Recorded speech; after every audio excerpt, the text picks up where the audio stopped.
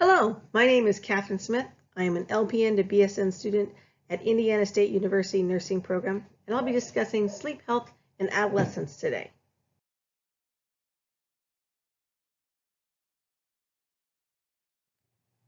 The PAR, which is the population at risk, is all high school students grade 9 through 12, regardless of their ethnicity or social economic status.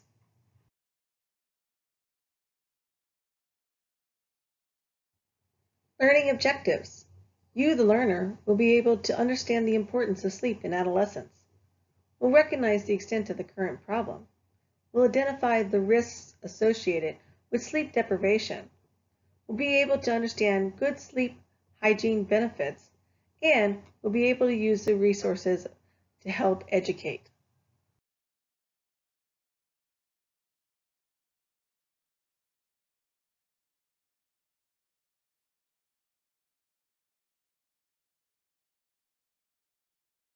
Please pause the video for a short pre-test. Click on the link below or copy and paste this address for the pre-test. Thank you.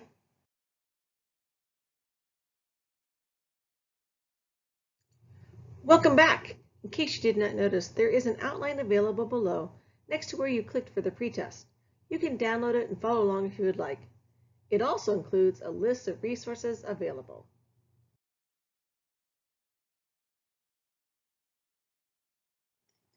Poor sleep health is a problem in America today for all age groups and has been recognized by Healthy People 2020 as part of its agenda for helping improve the nation's health. American adolescents are the largest group currently affected and is what will be addressed in today's presentation. But please note that the effects presented affect all age groups.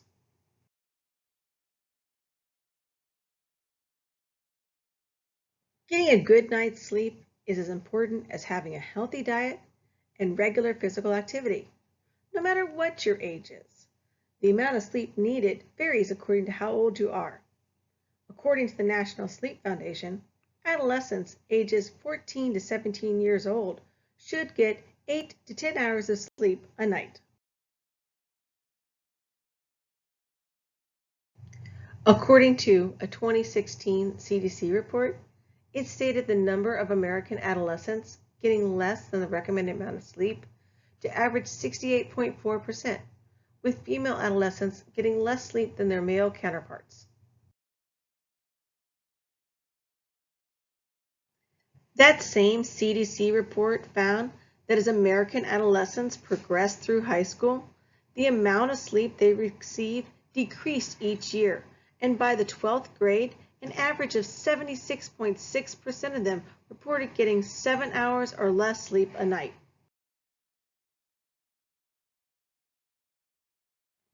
There are many factors which lead to the decreased amount of sleep in adolescence.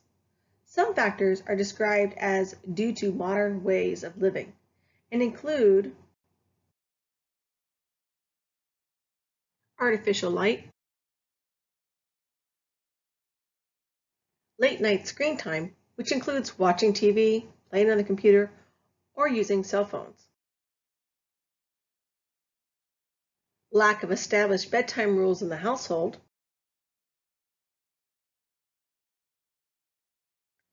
and caffeine.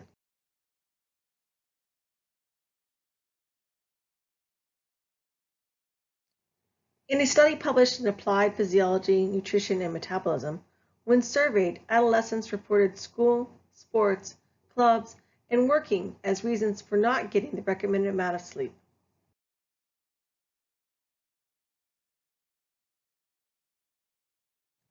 According to the Journal of Clinical Sleep Medicine, the number one reason reported for short sleep duration in adolescents was due to the adolescent themselves. Self-induced wake extension, also known as self-induced sleep restriction.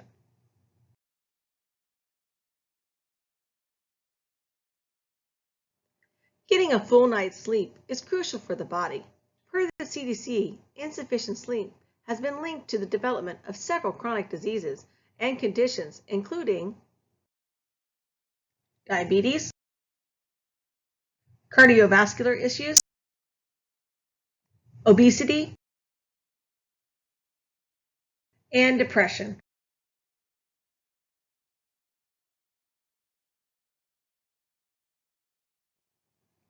Not getting the recommended amount of sleep can also affect adolescents in other ways. According to the CDC, high school students have increased incidence of risky behaviors when the amount of sleep falls below the recommended amount. There was reported increase in impulsiveness, decrease in safety, including not using seatbelts, riding with driver who has been drinking, drinking and driving themselves, and texting and driving.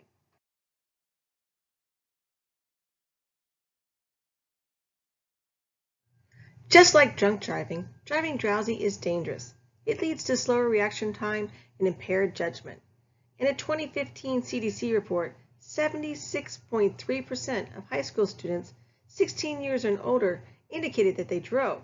Take into account the number who state they do not get enough sleep, and you have a serious concern. Drowsy driving can lead to crashes, injury crashes, and even fatal crashes.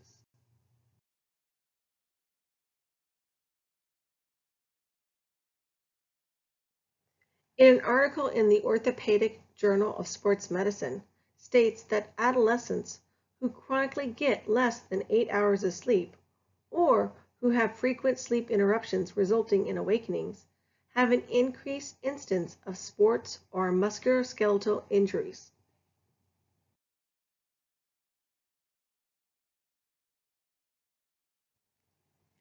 In a systematic review published in Applied Physiology, Nutrition, and Metabolism, they stated there was a decrease in cognition in short-term and working memory in the group who went to bed 1 hour later for 4 nights compared with the group who received 1 hour more for 4 nights. Also noted that math scores were lower in the group with less sleep.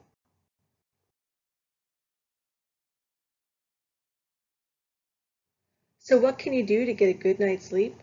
The CDC has tips they recommend for good sleep health, also referred as sleep hygiene. Keep a regular schedule. Go to bed and get up the same time each morning, even if it's the weekend. Avoid all forms of caffeine at least 4 to 6 hours before bed. Ensure the bedroom is dark, quiet, and at a comfortable temperature.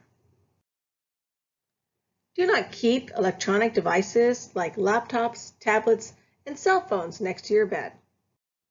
For more tips on good sleep hygiene, check out the resource links. Hopefully, you now have a better understanding of how getting enough sleep is important for adolescents. Have a better understanding of how prevalent this problem is, can identify the health and behavior risks associated with not getting the recommended amount of sleep, are able to state some tips for good sleep hygiene, and know where to find resources for further information and to help educate your patients.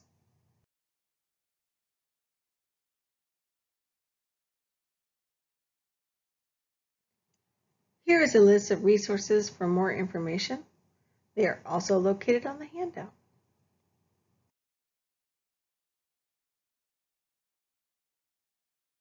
This concludes my presentation. Please take the post test, click on the link below, or go to the address at the bottom of the screen, and thank you for watching.